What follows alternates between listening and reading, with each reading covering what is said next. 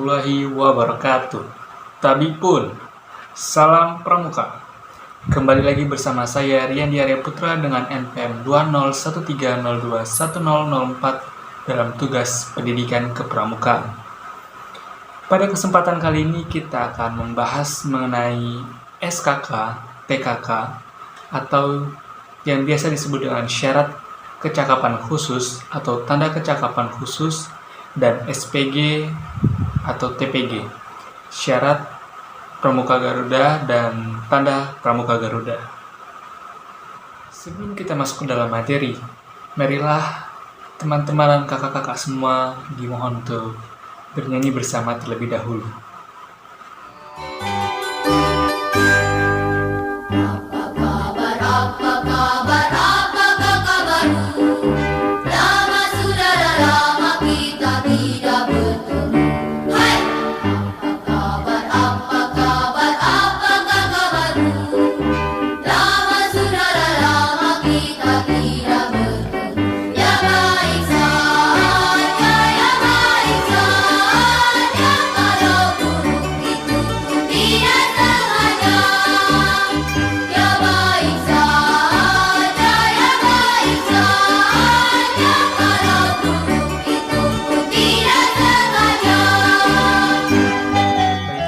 Kita masuk ke dalam materi. Pada pertemuan sebelumnya, kita telah membahas mengenai syarat kecakapan umum dan tanda kecakapan umum. Maka pada kesempatan kali ini kita akan membahas mengenai syarat kecakapan khusus dan tanda kecakapan khusus.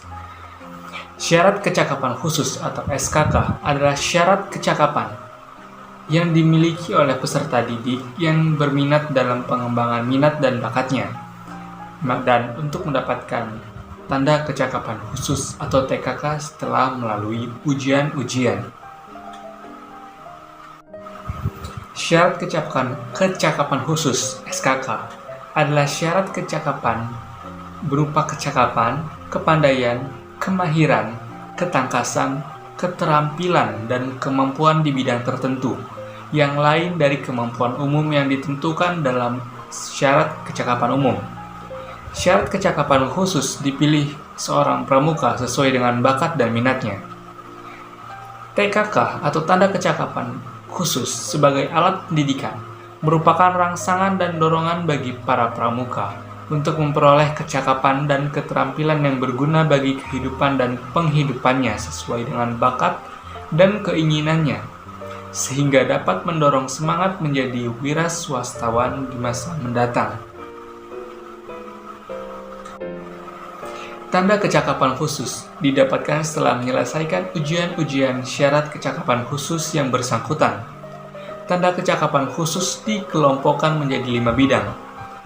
Yang pertama ada bidang agama, mental, moral, spiritual, pembentukan pribadi, dan watak. Memiliki warna dasar kuning.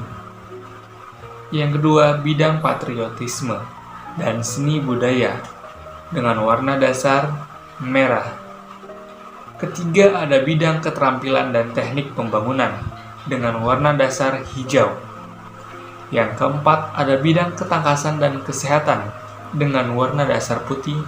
Serta yang terakhir yaitu bidang sosial, perikemanusiaan, gotong royong, ketertiban masyarakat, perdamaian dunia, dan lingkungan hidup dengan warna dasar biru.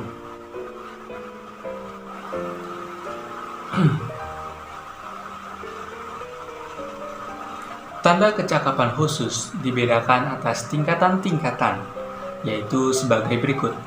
Yang pertama ada siaga. Hanya satu tingkat, berbentuk segitiga, puncaknya di bawah, dengan panjang sisi 3 cm dan tinggi 2 cm. Yang kedua pramuka penggalang, penegak, dan adega. Terdapat 3 tingkatan. Yang pertama purwa, atau tingkat purwa. Berbentuk lingkaran dengan garis tengah 2,5 cm dan dikelilingi bingkai 2 mm. Yang kedua, tingkat madya berbentuk bujur sangkar dengan ukuran sisi 2,5 cm dikelilingi bingkai 2 mm. Dan tingkat utama berbentuk segi 5 beraturan dengan ukuran sisi masing-masing 2 cm dikelilingi bingkai 2 mm.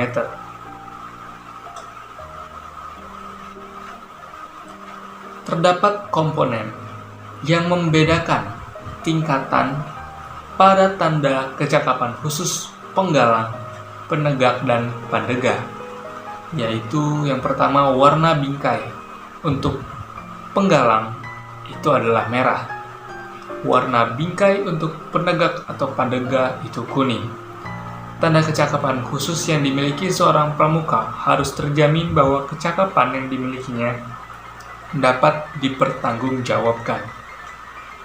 Oke, setelah membahas mengenai SKK dan TKK, mari kita masuk ke dalam materi selanjutnya, yaitu syarat pramuka Garuda atau SPG.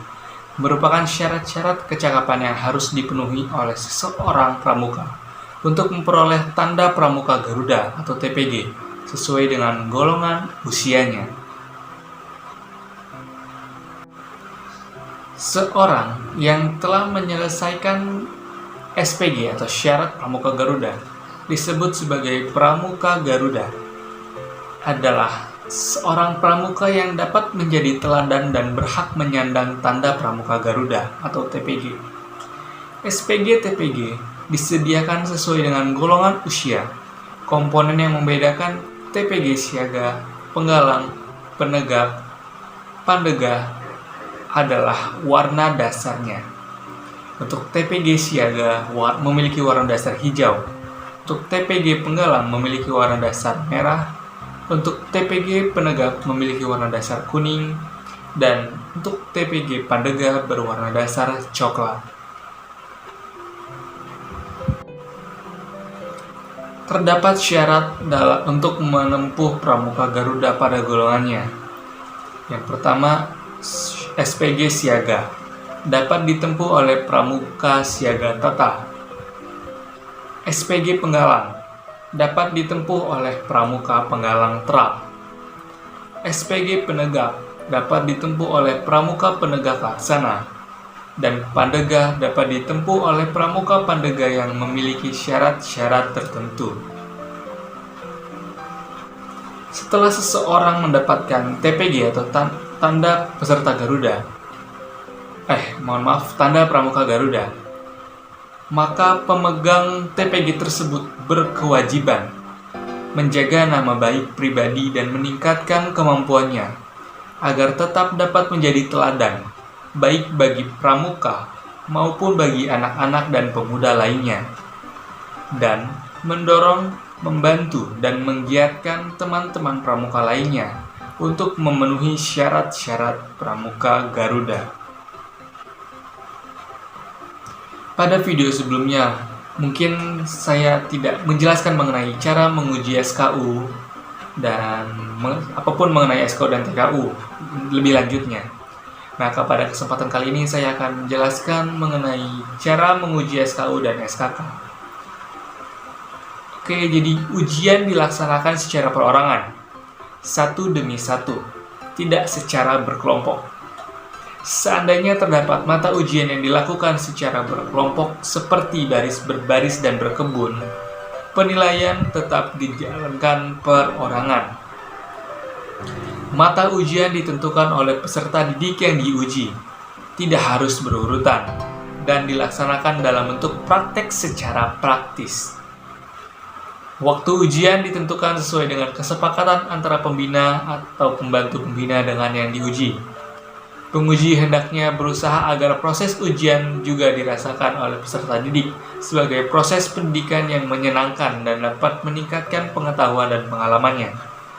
Penguji hendaknya memperhatikan batas kemampuan mental, fisik, dan inteligensia, emosi, dan jiwa sosial pramuka yang diuji.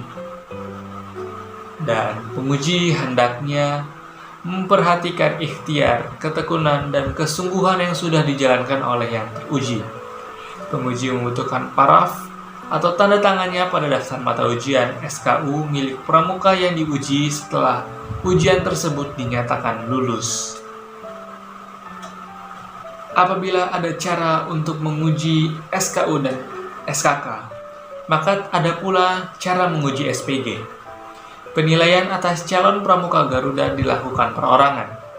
Di dalam memberikan penilaian seorang calon pramuka Garuda, tim penilai wajib memperhatikan: yang pertama, keadaan lingkungan setempat. Kedua, keadaan dan sifat calon pramuka Garuda. Keterangan tertulis dari pihak-pihak yang mempunyai sangkut paut dengan kegiatan calon pramuka Garuda. Penilaian dilakukan dengan cara wawancara langsung, pengamatan langsung, meneliti dari hasil laporan atas calon pramuka Garuda baik yang tertulis maupun lisan.